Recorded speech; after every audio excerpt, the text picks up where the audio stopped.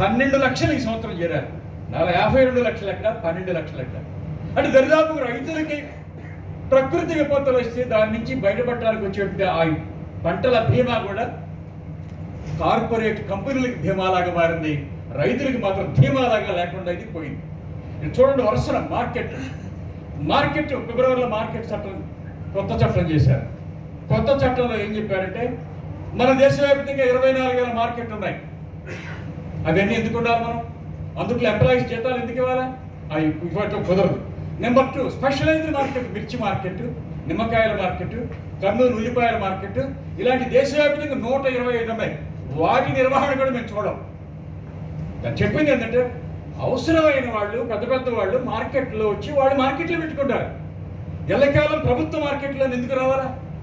రైతుకి స్వేచ్ఛ కావాలి. రైతు ఎక్కడైనా అమ్ముకుంటాడు. రైతు ఎక్కడైనా అమ్ముకుంటాడా? రైతుకి స్వేచ్ఛ కావాలని అందులో పేరు ఉన్నది.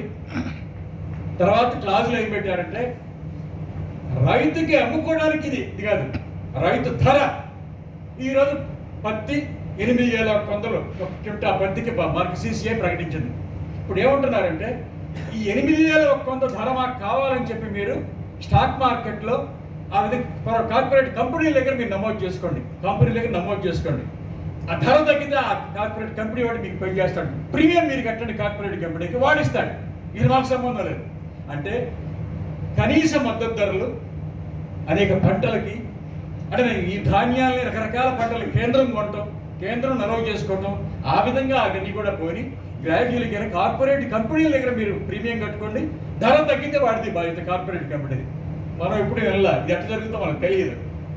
ఇది ఈ రకంగా ఏంటంటే దరిదాపుగా మరి మన రాష్ట్రం నుంచి ఉన్న ఎంపీలందరూ కూడా ఈ 10-12 కొత్త బిల్లులన్నింటినీ కూడా ఆమోదించి వచ్చారు. మరి ఎలా చేయాలో అర్థం కావట్లేదు.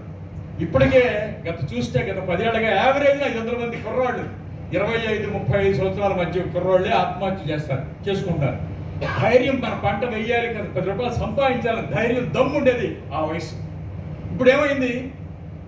ఈ కుర్రాళ్ళందరూ ఆ విధంగా వెళ్ళటం, 20 ఎకరాలు 25 ఎకరాలు తిప్పలు కట్టడం, ఇరుక్కోవటం, 10-30 లక్షలు అప్పు కావటం, ఏం చేతులు కావటం, సమాధానం చెప్పలేని ఊళ్ళో ఏమంటాం, ఈ రకమైన పరిస్థితికి వచ్చేస్తుంది.